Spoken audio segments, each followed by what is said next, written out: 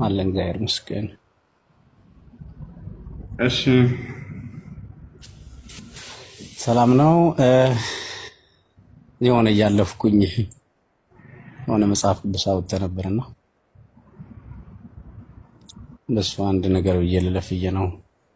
በመጀመሪያ ስላስገባኝ አመሰግናለሁ። እሱ አንተ ነህ አይደለ? አዎ፣ ግን ሲገቡ ስላሴ ይመስገን አሉ መሰለኝ አይደለ? ኢየሱስ ክርስቶስ ሲያመሰግን ጊዜ አምላኩን ስላሴ ይመስገን ብሎ ነበር እንደርሶ የሚያመሰግነው ወይንስ አብን ብቻ ነበር የሚያመሰግነው? ቆይ እሱ ይቆይና አይቆይም። ቀሲስዬ ይመልሷት እሷ ነው። እዚህ ጋር ምናልባት ከሆነ እሱን አርመውን መሄድ ይችላሉ። ችግር የለም።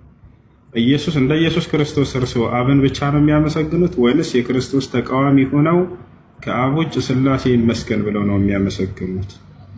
ኢየሱስ ምን ብሎ ነበር የሚያመሰግነው? ይንገሩ። አባቱን ያመሰግን ነበረ። አይዋ፣ ስላሴ ይመስገን ብሎ ያውቃል ኢየሱስ ልክ እንደርሶ ወይንስ አያውቅም? አይደለም። ስላሴ እኮ መጽሐፍ ቅዱስ ላይ አናገኘውም። ትምህርቱን ነው የምናገኘው።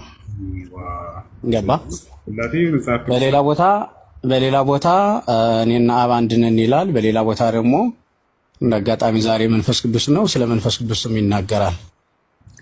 ይሄንን ሊቃውንት ደግሞ ይሄንን ጠቅለል አደረጉና ስላሴ እግዚአብሔር በአካል ሶስት ነው፣ በመለኮት አንድ ነው ብለው አስተማርን ማለት ነው። ስለዚህ መጽሐፍ ቅዱስ ውስጥ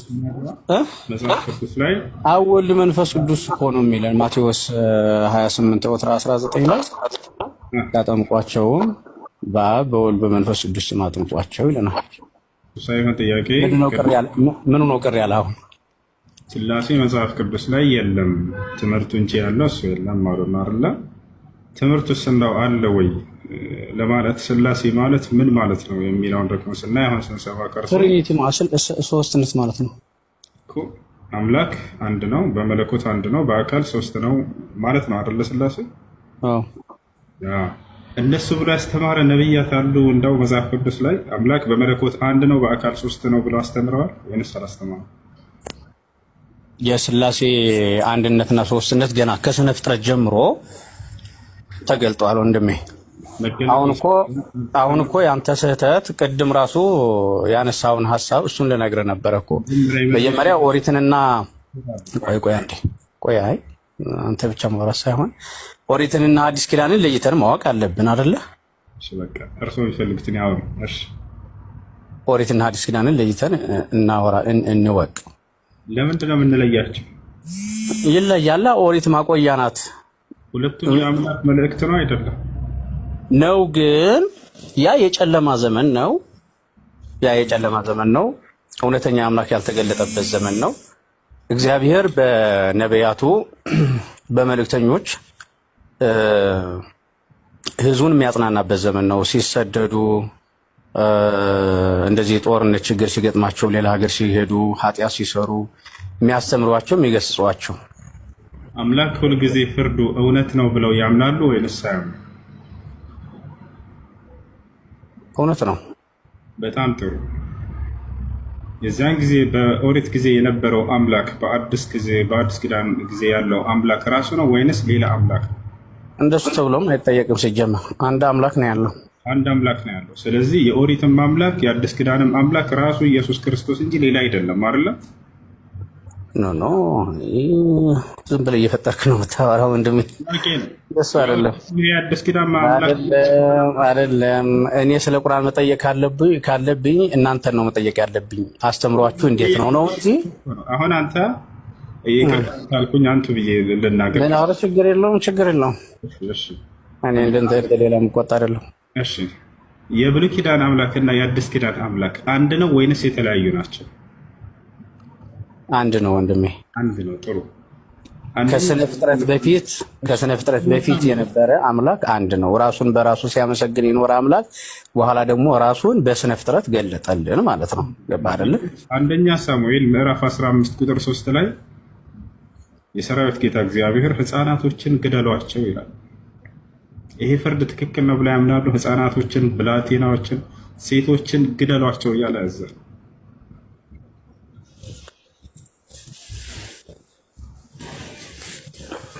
አዲስ ኪዳን ላይ ና የብሉይ ኪዳኑ አምላክና የአዲስ ኪዳኑ አምላክ አንድ ነው ብለውኛል። አሁን ያመጣሁት ጥቅስ ላይ የሰራዊት ጌታ እግዚአብሔር ህፃናትን ግደሉ፣ ሴቶችን ግደሉ፣ ብላቴና ግደሉ ይላል። ኢየሱስ ጊዜም አምላክ ራሱ ነው አምላክ ሌላ አይደለም ብለውኛል። ገዳይ ነበር አምላክ ማለት ነው። የዛኔ የኦሪት ታሪክ በብዛት አይተው ከሆነ ከነዚህ ከእስራኤላውያን ጋር የተያዘ ስለሆነ እግዚአብሔር እስራኤልን ለምን እንደመረጠ አናውቀውም። እንዲያውም ልጄ ይላቸዋል። እስራኤል ማለት እግዚአብሔርን የሚያይ ህሊና፣ እግዚአብሔርን የሚያስብ ሀሳብ ማለት ነው። ለምን ከህዝብ ሁሉ እስራኤልን መረጠ ብለን ስንጠይቅ መልስ አናገኝም። ራሱ እግዚአብሔር ብቻ ነው የሚያውቀው። በእስራኤላውያን ላይ ብዙ ታሪክ አድርጓል እግዚአብሔር። ከነዚህም ሰዎች ታላላቅ ሰዎች ተገኝተዋል። ገባርን? እነ አብርሃም፣ እነ ይስሐቅ፣ እነ ያዕቆብ ተገኝተዋል። አምላክም በእነዚህ ነው የመጣው። ሮሜ ምዕራፍ 5:9 ላይ እንደሚነግረን ከነሱም የዘላለም አምላክ ክርስቶስ እንደተወለደ ይነግረናል። ለምን እነሱን ብቻ መረጠ የምንል ከሆነ መልስ አናገኝም። የራሱ የእግዚአብሔር ምርጫ ነው። እሱን አልጠየኩም እኮ እንጂ ልመጣልህ እኮ ነው። ምን ሆነ ነው የምትቸኩለው እንዴ? ስለዚህ እነዚህ እስራኤላውያን ሲበድሉ እግዚአብሔር ጦርነት እያስነሳ፣ ረሃብ፣ ቸነፈር እያስነሳ ይቀጣቸው ነበረ። ጣዖት ሲያመልኩ ታሪኩን እንደምታውቀው አንብበው ከሆነ ብዙ ሕዝብ ያልቅ ነበረ። ከግብፅ ራሱ ሲወጡ ሌላ ሲያመልኩ ማለት ነው። ስለዚህ ልልህ የፈለኩት እግዚአብሔር እስራኤላውያንን ይወዳል፣ ተወደደም ተጠላ።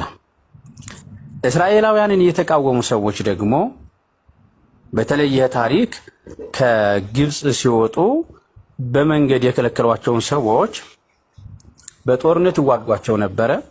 እነዚህ አማሌቃውያን የሚባሉ በተለይ ይዋጓቸው ነበረ። ሙሴም ይዋጋ ነበረ። የእግዚአብሔር ኃይልም ከሱ ጋር ነበረ። ስለዚህ እስራኤላውያንን የሚቃወም ሰው ሁሉ ምንም በለው ይሞት ነበር፣ ቅጣት ይደርስበት ነበር። ያሁን ለምን ሆነ ብለን አምላክ ጨካኝ ነው ብለን ለመናገር አንችልም።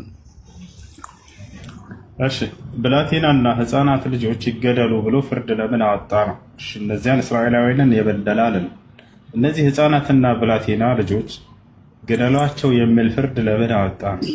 ለእውነተኛ አምላክ መቼም ህፃናት ልጆች ላይ ግደሏቸው የሚል ፍርድ ሊያወጣ አይችልም። ኃጢአት አድርገው ነው ከተባለ የኃጢአትን ኃጢአትነት የሚረዱበት ለአቅመ አዳም ደርሰው ያ ንጹሕ አእምሮ ኑሯቸው የዛኔ በሰዎች ላይ ድንበር ካለፉ እነዚያን ሰዎች ግደሏቸው ሊል ይችላል። ህፃናቶችን ግደሉ፣ እነዚህን አንዲት እንዳትራሩላቸው፣ እንዳትምሯቸው፣ ግደሏቸው፣ ጨርሷቸው ሁላቸው እያለ ያዛል። ነገርኩህ እኮ በግልጽ አሁን የአምላክን ፍርድ የምንገስበት ሳይሆን አንደኛ ኦሪት እንደ ሐዲስ ኪዳን አይደለችም፣ ሙሉ ድህነት የምታሰጥም አይደለችም አልኩህ እኮ። ከዚህ የተነሳ ደግሞ እግዚአብሔር እስራኤልን ስለሚወድ ይኸውልህ እስራኤልን ስለሚወድ እስራኤልን የሚቃወሙ ሰዎች ካሉ ይኸው ንብረታቸው ካለ ምናቸው ካለ ይወድማል። ህፃናቶችን ነው ማለት ነው አይደለም? አምላክ ፍትሃዊ አይደለም ብለህ እንትን የምትል ከሆነ ያን ጊዜ ስንሄድ ትጠይቀዋለህ እግዚአብሔርን። የአምላክን ፍርድ ማንም ሰው ሊገስ አይችልም። ቅድም ያወጣው ነገር ግን ይሄ ኦሪትን ሐዲስ ኪዳን የምታምታቱበት ነገር እንደ አንዳንዴ ሳልፍ እንደዚህ ይገጥመኛል እና ልክ አይደለም። ቆይ ወንድም ህፃን ልጅ ታስገባኸኝ ትክክል ነው ማለት ነው? ተው በእናትህ የሐዲስ ኪዳን ላይ ና አንድ የብሉይ ኪዳኑ አምላክ ራሱ የአዲስ ኪዳን አምላክ ነው ብለውኛል እኮ ቅድም። ስለዚህ ነው እኮ ሲያስገድል ቆይቶ እንደገና አሁን በቃ አዛኝ ሆኖ መጣ። ኦሪትና ሐዲስ ኪዳን ለይ ወንድሜ። የኦሪቱ አምላክ የአዲስ ኪዳኑ አምላክ አንድ ናቸው ብለውናል እኮ። እዚያ ጋር የፈረደው የአዲስ ኪዳኑ አምላክ ነው ወይንስ አይደለም? ህፃናቶችን ግደሏቸው ያለው ያኔ ፍጹም ድህነት የለም። ስለ ድህነት ሳይሆን ስለ አምላክ ስራ ነው እየጠየኩኝ ያለሁት። አምላክ እንዴት ነው ብላቴና ህፃናቶችን ጨርሳችሁ ግደሏቸው ብሎ ሊያዝ የሚችለው? እስራኤልን የሚቃወም በሙሉ በቃ እንደዛ ተደርጓል። እሱ ምን ልትል ነው? እነዚህ ህፃናት ብላቴና ልጆች ለመቃወማቸው ማስረጃቸው ምንድን ነው? እነዚህ ህፃናት ብላቴና ልጆች ጭራሽ ሰዎች አይደለም እንስሳቶቹንም አንድ እንዳተው ግደሏቸው ነው ያለው። ልጆቻቸው አይደሉም እንዴ? እንስሳት ልጆቻቸው አይደሉም እንዴ? ታዲያ በአባት ኃጢአት ልጅ ይቀጣል? ምንም በማያውቁት በኦሪቱ አዎ ይቀጣ ነበር። እንደዛ የሚባል ነገር የለም። አንድ እዚሁ ጋር ልጨርስላቸው። እሱ የእስልምናን ተወውና የእስልምናውን ተወውና የእኛን አስተምሮ ነግሬ እሱን ማሰማ ነው እኮ። ችግር የለውም። በቃ ምን ይላል? ልጅ በአባቱ ኃጢአት ልጅ አባት በራሱ ኃጢአት ይገደል፣ አባት በልጁ እንዳይገደል፣ ልጅ በአባቱ እንዳይገደል ይላል መጽሐፍ። ምን ትላለህ ስለዚህ ጥቅስ? ምን ላይ ማለት መጽሐፍ ቅዱስ ላይ ልጅ በአባቱ ኃጢአት እንዳይገደል፣ አባትም በልጁ ኃጢአት እንዳይገደል፣ ሁሉም በኃጢአቱ ይሙት ይላል። አንድ ቦታ ላይ እንደዛ ይላል። አንድ ቦታ ላይ ደግሞ የወላጆች መርገም አሁን እኮ ይሰማኛል አይደለም እንጂ ለመናገር ሲሞክር ጥቅስ አለ። ይሄ ጥቅስ ትክክል ነው ወይንስ አይደለም? ትክክል ነው። እንደየአገባቡ ነው የሚፈታው ወንድሜ። ፍታው እስኪ ንገረን እስኪ። እኮ ልነግርህ እኮ ነው። ብሉይ ኪዳንን ስናስብ ወንድሜ ህዝቡ ይሰማል። ህዝቡ ይኸውልህ መጀመሪያ ስንፈጠር መጽሐፍ እንዲጻፍ ማያስፈልግም ምንም አልነበረም። በህሊናችን እግዚአብሔር እንድናመልክ ነበር የተፈጠረው። ያ አልሆነም። መጽሐፍ ተጀመረ። ያ ዘመን ደግሞ የጨለማ ዘመን ነው። ሰይጣን የሰለጠነበት ዘመን ነው። ብፁዕ ወቅዱስ አቡነ ቀሲስ እግዚአብሔር ህፃናቶችን ግደሏቸው ብሎ ተናግሯል። ያ ግን በብሉይ ኪዳን ነው ሀሳብ አይደለም? አዎ ያ እግዚአብሔር የአሁኑ እግዚአብሔር አዲስ ኪዳኑ እግዚአብሔር ነው ግደሉ ያለው ወይንስ ሌላ እግዚአብሔር ነው? እሺ መልሳትና አለቀ። በቃ ወደ ቀጣይ እንሄዳለን። እግዚአብሔር ራሱ እግዚአብሔር ነው። ስለዚህ ዘመኑ አምላክ ብሉይ ኪዳን ላይ ሲያስጨፈጭፍ ነበር ህፃናቶችን ማለት ነው። እናመሰግናለን። ስንት አምላክ ነው ያለው ቀሲስ በክርስትና? ኦሪት ላይ እያተነሳችሁ ከሐዲስ ኪዳን ጋር እያምታታችሁ የምታወሩ ንስሐ ግቡ። ይሄ ወሬ ነው፣ እየዋሻችሁ ነው የምልህ እኔ ባጭሩ። ምንም እምነታቸው መጽሐፉ ላይ ማስረጃ እንደሌለ አንተ ነገርከን እኮ። ከመጀመሪያ ጊዜ ስላሴ የሚባል መጽሐፍ ላይ የለም፣ ሀሳቡ ትምህርት ነው እንጂ ያለው አልከን አይደለ? ወርዶ የለችም ስላሴ የምትል ወርዶ የለች። አብ ወልድ መንፈስ ቅዱስ የሚል ግን አለ። ክርስቶስ የዮሐንስ ወንጌልን በደንብ አንበው እንዴ። በጣም ጥሩሽ። አምላክ አንድ ነው ስላሴ ብሎ ማለት ትርጉሙ በመለኮት አንድ ነው አምላክ፣ በአካል ሶስት ነው አይደለ? ይሄ መጽሐፍ ቅዱስ ላይ አለ ወይ ደስ የለም? አለ እንጂ ማስረጃ ይኸው ጠቅላላ ዮሐንስ ወንጌል አንበው። አምላክ አንድ ነው በመለኮት በአካል ደግሞ ሶስት ነው የሚል ጥቅስ አለ ወይ መጽሐፍ ቅዱስ ላይ? ጥቅስ አለ ሞልቷል። ኦሪት ዘጸአት እግዚአብሔር ለሙሴ ሲገለጥ እኔ አባቶች አምላክ ነኝ፣ የአብርሃም የይስሐቅ የያዕቆብ አምላክ እኔ ነኝ ብሎታል። ኢየሱስ ክርስቶስን ተገለጠና ይህንን በደንብ አስተማረው። አየው አይደለ? ምን አለ? ስታጠምቋቸው በአብ በወልድ በመንፈስ ቅዱስ ማጥምቋቸው። ምንድነው የጠየቁህ? ምንድነው? ድጋማ እስኪ ጥያቄው። እኔ ወደ አባቴ አርጋለሁ፣ አባቴንም እለምነዋለሁ፣ ወደ አምላኬ አጽናኝ፣ ለዘላለም ከእናንተ ጋር የሚኖር አጽናኝ መንፈስ ቅዱስን እልክላችኋለሁ። አሁን ለጠየቁህ ጥያቄ መልስ አላመጣህም። አምላክ በመለኮት አንድ ነው በአካል ነው ብሎ ያስተምራል። የስላሴ አስተምሮ ወንድሜ፣ የስላሴ አስተምሮ እስልምና አስተምሮ ላይ ቁጭ ብለህ የምትረዳው ነገር አይደለም። በፍጹም ምንም አይሆን ነገር ነው። አምላክ አይወርድም አይወለድም ብለህ አእምሮህን ደፍነህ ቁጭ ብለህ ስለ ስላሴ ልታስተምረኝ? አይ አለቀ እኮ ምንም። እሱ እኮ ነው መግባባት ያቃተን እኮ እሱ እኮ ነው። እኛም ስላሴ የሚለ የለም ማለት ቀጥሎ ትምህርት ነው ያለው አለ። አላልኩም ስላሴ ማለት ነው ስል አላልኩም። በመለኮት አንድ ነው፣ በአካል ሶስት ነው። ምናልባት ግን እዚህ ውስጥ ክርስቲያን ካላችሁ ኦሪትና ሐዲስ ኪዳንን ለይታችሁ ወቁ። አካሉ ጎደሎ የሆነ ቤተ መቅደስ አይገባም ነበረ በዛ ሰዓት፣ ከመስዋዕቱም አይካፈልም። ምክንያቱም ኦሪት ፍጹም ድህነት አይደለችም ይለናል ቅዱስ ጳውሎስ። ማቆያ ናት። ክርስቶስ መጣና ራሱ ሊቀ ካህናት ሆኖ መስዋዕቱን አሳለፈ። ራሱ መስዋዕት ተቀባይ፣ ራሱ መስዋዕት ሆኖ ኃጢአታችንን በመስቀል ላይ ጠርቆ ገደለው እንጂ እዚህ ጋር ድህነት የነፍስ ጉዳይ እቃ አይደለም ወንድሜ። ባለፈና በተሻረ ነገር እዚህ ጋር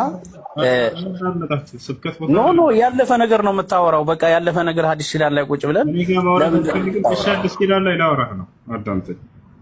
እግዚአብሔር እኔ ለኃጢአታቸው ስርየት የኢየሱስ ክርስቶስን ደም እፈልጋለሁ ያለበት ጥቅስ አለ የለም? አለ። ያሳየው ማስረጃ።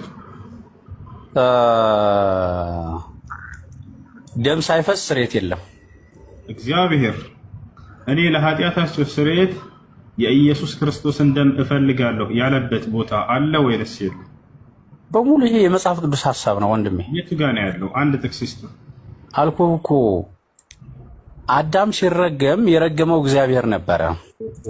የእግዚአብሔርን መርገም ሊያስወግድ የሚችል ፍጡር የለም፣ በነቢይም አይደለም በመልአክም አይደለም ይላል ኢሳይያስ። በገዛ የራሴ ክንድ መድኃኒትን አመጣሁላቸው ይላል። ቅዱስ ጳውሎስን ደግሞ ዕብራውያን ምዕራፍ 9 ላይ ደም ሳይፈስ ስርየት የለም ይላል። ገባ አይደለም? እግዚአብሔር እኔ ለኃጢአታችሁ ስርየት የኢየሱስ ክርስቶስን ደም እፈልጋለሁ ብሎ የተናገረበት አንድ ቦታ አለ የለም? ወንድሜ የለም የምትለውን ሐሳብ እያመጣህ መጠየቅ የለብህም። መጽሐፍ ቅዱስ አንብብ። እንደኔ እየነገርኩህ ነው። እንደዛ ምን የለም። ሁለተኛ ምንድነው ያለው? አሁን ኢየሱስ ክርስቶስ የመጣበት ዓላማ ምንድነው? እስኪ ንገሩን። እስኪ ቀሲስ እኔ እናንተን ለማዳን ሰውን ለማዳን በአርአያውና በአምሳሉ የተፈጠረ ሰው በዲያብሎስ ቁጥጥር ስር ስለሆነ ሰውን የሚያድን ሌላ ስለሌለ አምላክ ሰው ሆነ። እሺ አምላክ ሰው ሆነ። ሰው ምንድነው? ከበደ አይደል? ይችላል። አምላክ ሰው መሆን ይችላል።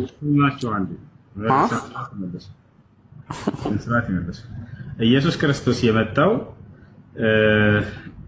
እኛን ለማዳን ነው እያሉ ነው። እንግዲህ ኃጢአት አለብን አይደል? የአዳም ልጆች ነበረብን፣ አሁን የለብንም። በማን በኩል ነበር የነበረብን ኃጢአታችን? በአባታችን አዳም ነው። በአዳምና በሔዋን በአዳምና በሔዋን ምክንያት የመጣውን ኃጢአት ሊያስተሰርይ ነው የመጣው ኢየሱስ ክርስቶስ አይደለም? ያ ማለት ኃጢአት ልክ እንደ ደም እየተቀዳ ይመጣል ማለት ሳይሆን አዳም በሰራው በደል ከገነት እንድንባረር ሆንን ነው። ቅጣት ደረሰብን። እሺ ኢየሱስ ክርስቶስ ስለዚህ ስለ አዳም ኃጢአትና ስለሰራው ኃጢአት ጉዳይ ምናምን ተናግሯል መጽሐፍ ቅዱስ ላይ? እንኳን የሱን ኃጢአት ሊያስተሰርይ ተውትና አዳምንና የሰራውን ኃጢአት አንስቷል ወይ መጽሐፍ ቅዱስ ላይ? አምላክን ስራ እንዲህ አድርገህ ዝም ብለህ በአንድ ደቂቃ እንዲህ አይነት ድፍረት አለ እንዴ? በጣም ይገርማችኋል። ኢየሱስ ክርስቶስ የመጣበት ዓላማ የአዳምንና በእርሱ በኩል የመጣውን ኃጢአት ሊያስተሰርይልን ነው ብለው ክርስቲያኖች የእምነታቸው መሰረት ይሄ ነው። ግን ኢየሱስ ክርስቶስ ይህን ጉዳይ አለማወቁ አይደንቅም? አዳም ብሎ ስሙን አላነሳም። አዲስ ኪዳን ላይ የአዳምን ኃጢአትንም አንዲትም ትንፍሽ አላነሳትም። ዝም ብሎ ሄዷል። አሳሳቢ ሆነ ይሄ የእምነት መጽሐፍ ቅዱስ ይሄን ሳያስተምር ይሄዳል ብላችሁ መጽሐፍ ቅዱስ ወንድሜ ክርስቶስ የትኛውን ቦታ ላይ አዳም ብሎ ስሙን አላነሳም። ይቅርና ስለ ኃጢአቱ ሊያነሳ ማለት ዳግማዊ አዳም ነው ቅዱስ ጳውሎስ ነግሮን የለ እንዴ ወንድሜ? ክርስቶስ ዝም ብሎ በመጨረሻው ሰዓት ሙስሊም የሚባል ህብረተሰብ ይመጣል፣ ጥያቄ ያነሳልና ለሱ ጥያቄ እያለ ዝም ብሎ ዛሬ አንተ የምታነሳውን ጥያቄ እንደሱ አይደለም። መጽሐፍት ነገሩን፣ ቅዱስ ጳውሎስ ነገረን። ዳግማዊ አዳም ሆኖ መጣ አምላካችን። አብዱልከሪም አለ ከላይ አንድ ልጅ እስኪ ገብቷል፣ ከእርሶ መማር ይፈልጋል። ይወያዩት። እሱ ደግሞ አብዱልከሪም ሰላም አለይኩም። የሚረብሽ ድምፅ አለ? ከድምፅ ራቅ በል፣ አክብራቸው። ቀሲስ ናቸው፣ ብዙ ነገር ያስተምሩናል ገና። አብዱልከሪም እስኪ ሚውተን አንሳና አውራቸው። ቀሲስ ይሰማውታል? ይሰማኛል ወንድሜ ይሰማኛል። እኔ እያልኳችሁ ያላችሁ ዝም ብላችሁ መጽሐፍ ቅዱስን ስላገኛችሁ ኦሆ ይሄ ነው እንዴ ብላችሁ አታደናግሩ። ጥያቄ ካላችሁ በስርዓት አንድ አረብ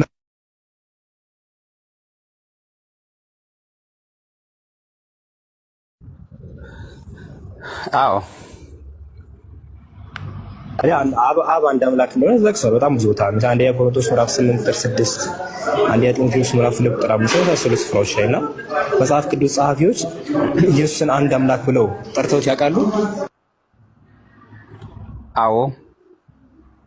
የት ጋር አንድ አምላክ ብለው የት ጋር ጠርተውታል? ምሳሌ አንድ አምላክ ነው የፈጠረን አምላክ ሆኖ ሁሉ በእርሱ የሆነ አምላክ ሆኖ አንድ አምላክ ብለው ጠርተውታል ብለውናል። ለሱ ማስረጃ ይስጥ። በዚህ አጋጣሚ አምላክ ነው ፈጣሪ አይሰማም? አሁን ይሰማል። ጥያቄው ገብቶታል አይደለ? ገባኝ። አምላክ ነው እያልኩ ነው። ፈጣሪ ነው። ሁላችንንም ስነ ፍጥረትን በሙሉ የፈጠረ ነው። ጥያቄው ምን ሰው ሲመጣም ስነ ፍጥረት የሰማችው ነው። ባህርን ሲገስጽ፣ ነፋሳትን ሲገስጽ እሺ በጀ ብለው የሰሙት። አሁን ጥያቄው ውሃ ወደ ጥያቄውን ትኩረት ያድርጉና እርሱ ላይ ይመልሱልን። ስለ አምላክነት አይደል የጠየቀኝ? አይደለም። አንድ አምላክ ተብሎ ኢየሱስ ክርስቶስ ተገልጿል ወይ? አብ ለምሳሌ አንድ አምላክ ይባላል። አንደኛ ቆሮንቶስ ምዕራፍ 8 ቁጥር 6 ላይ ለእኛስ ሁሉ ነገር እስልምና ከጀመረ ወይስ ደግሞ ከተፈጠረው በቃ ወይ ሃይማኖቱ ከጀመረ ስንት ዓመቱ ነው?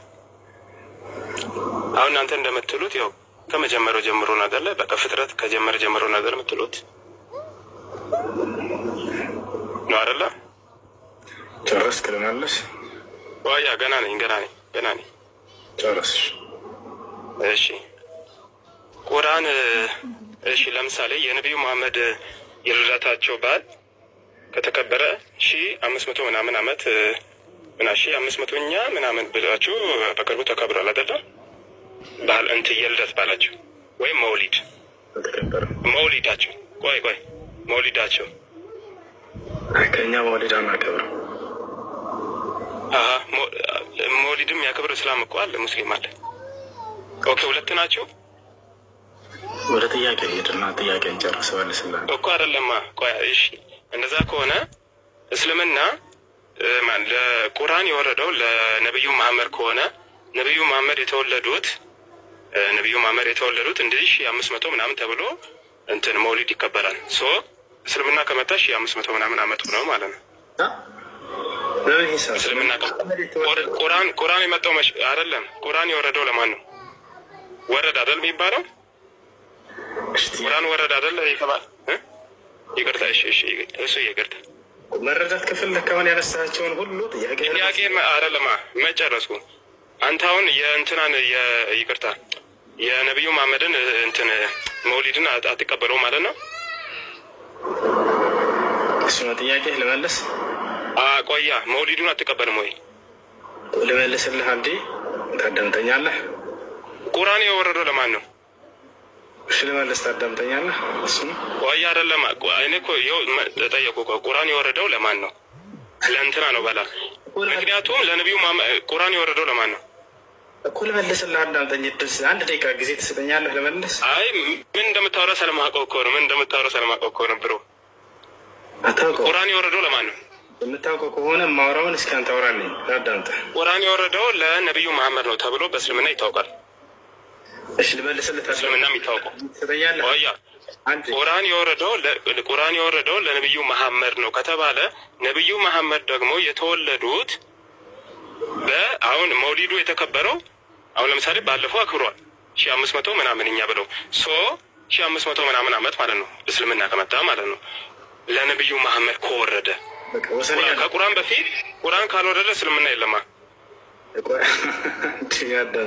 እንደዛ ነው። እሺ እስልምና ማን ያውቀዋል? ቁርአን ከሌለ እስልምና ማን ያውቀዋል? ራስህ ጠይቀህ ጠይቀኝና ልመልስልህ። በጣም ታግሽ እየሰማሁ ነው። እሺ ጥያቄን አንድ በአንድ ነው አይነ ደግሞ የምፈልገው እኮ ጠይቅና የነብዩ መሐመድ መውሊዱን ትቀበላለህ? አትቀበልም?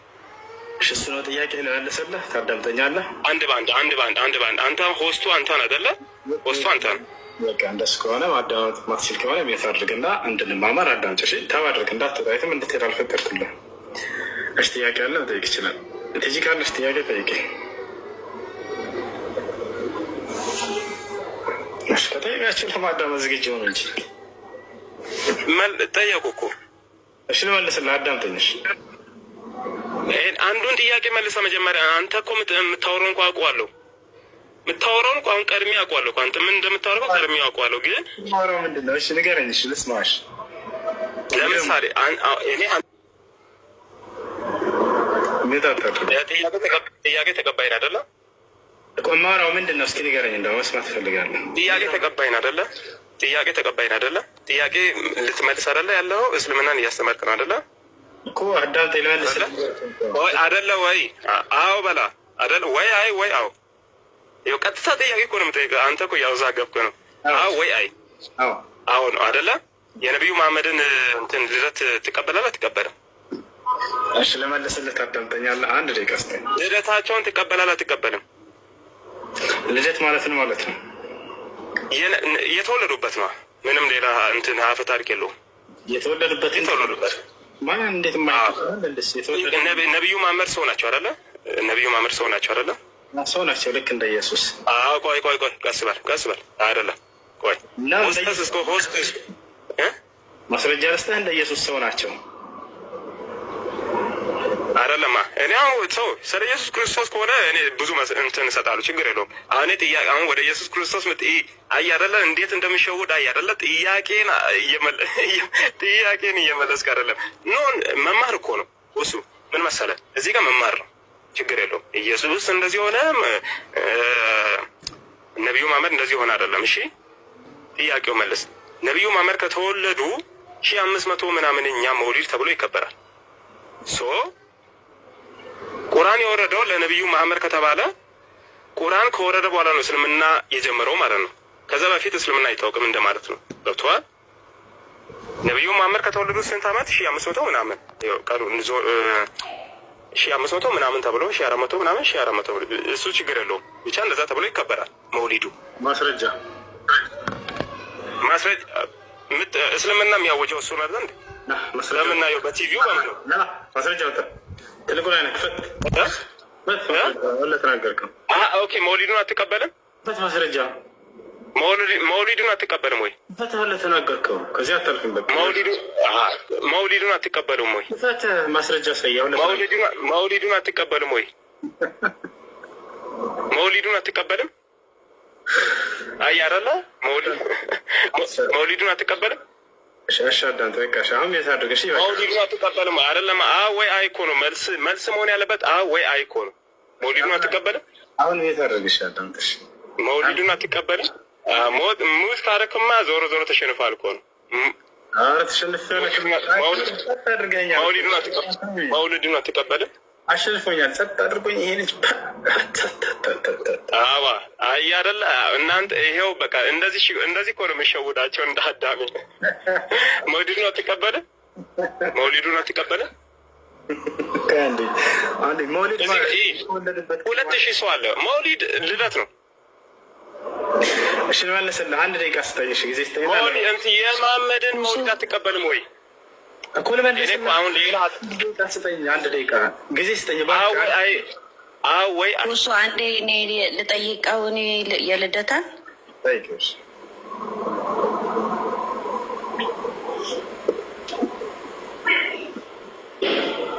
ቲጂ ቀጥይ። ይሰማል በደንብ? እሺ አሁን እኔ ስለ እነሱ እምነት ልከራከር ምናምን አይደለም። ጀስት ግን አንተ የሙጥኝ ብለህ የሆነ አልተጨነቀም። አክቹዋሊ ግን ለማስጨነቅ አይነት ነገር እየሞከርክ ነው። አንተን አንድ ጥያቄ እኔ ልጠይቅህ። እንደዛ ከሆነ ማለት ነው አንተ ስለ መውሊድ እና ስለ እስልምና እምነት እድሜ እየጠየቅክ ከሆነ ላይክ በኦርቶዶክስ እምነትም ክርስቶስ ከተወለደ ከፍጥረቱ ጀምሮ ነው ክርስትና የመጣው ብለህ እንትን ልትል ነው ማለት ነው አይደለም? ክርስቶስ በስጋ የተገለጠ አምላክ ነው ነው እንጂ አሁን እኮ ጥያቄ ከዚህ የተለየ አይደለም። የልደታ ቆያሽ ጠየቅሽኝ አይደለ? ጠየቅሽኝ አይደለ? ክርስቶስ በስጋ የተገለጠ አምላክ ነው። ክርስቶስ በስጋ የተገለጠ አምላክ ነው ብለን እናምናለን ክርስቲያኖች። በስጋ የተገለጠ ማይዳሰሰው ማይጨበጠው አምላክ በድንግል ማርያም በስጋ ተገለጠ ብለን እናምናለን። ኢየሱስ ክርስቶስ በስጋ ተገለጠ እንጂ አብ ወመንፈስ ቅዱስ አንድ አምላክ ብለን ወልድ በስጋ ተገለጠ፣ አብ በዙፋኑ አለ፣ መንፈስ ቅዱስ ህይወትን የሚሰጥ እስትንፋስ የሆነ አምላክ ግን አካላቱ ሶስት አንድ። የልደታ አንዴ እሱ ያለች አልገባህም። አንዴ ታወራለህ። ቆይ ታወራለህ። አሁን አጀንዳው ቀይራችኋል። ኖ አይደለም። እሱ ያለችን ላስረዳ። ታወራለህ። ጥያቄው እሱ ጋር ታወራለህ። ጥያቄው እሱ ጋር አይመለከታችሁም። እሱ ጋር ነው ጥያቄ። እሺ ቆይ ግን እሱ ያለችን ላስረዳ። አሁን እንትና የነቢዩ መሐመድ ሰለም ልደት የተከበረው የዛሬ 1400 ነው ካልከ ተመልከት።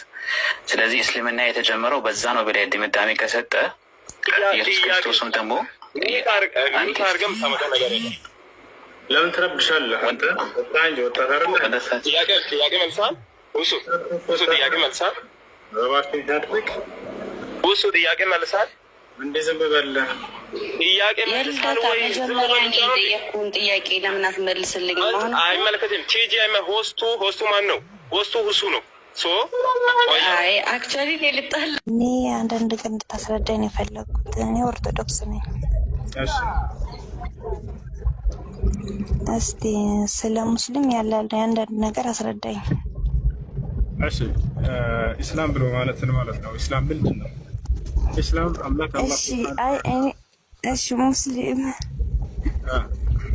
ያደኩበት አካባቢ እንደዛ ነው፣ ለዛ ነው።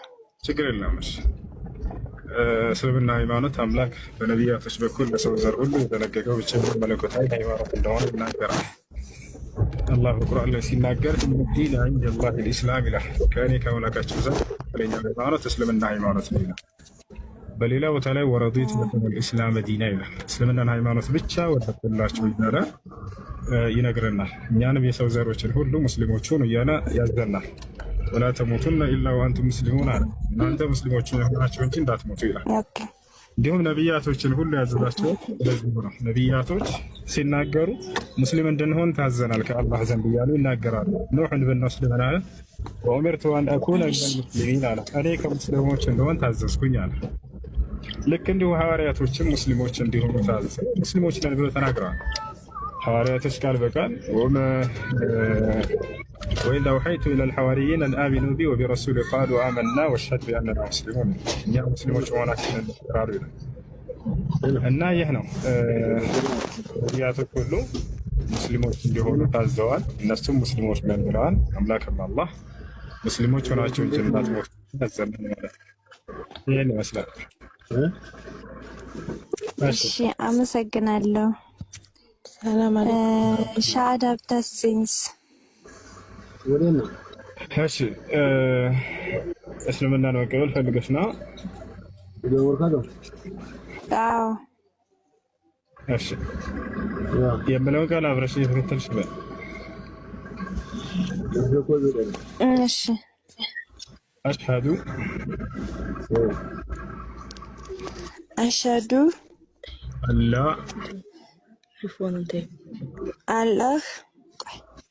አላህ ሳይሆን አላህ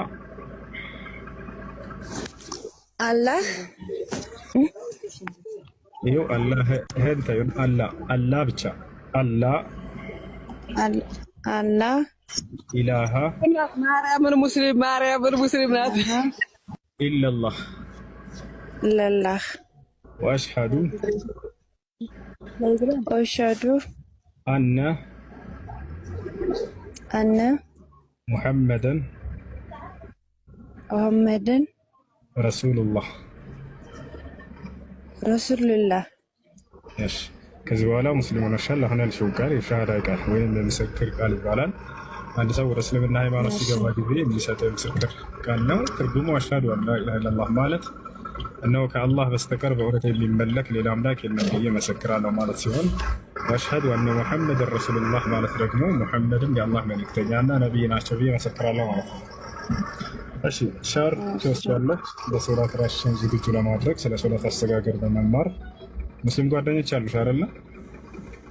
አልኛ ስለ ሶላት አሰጋገድ ያስተምሩሻል። ሶላት መስገድም ትጀምራለሽ ማለት ነው።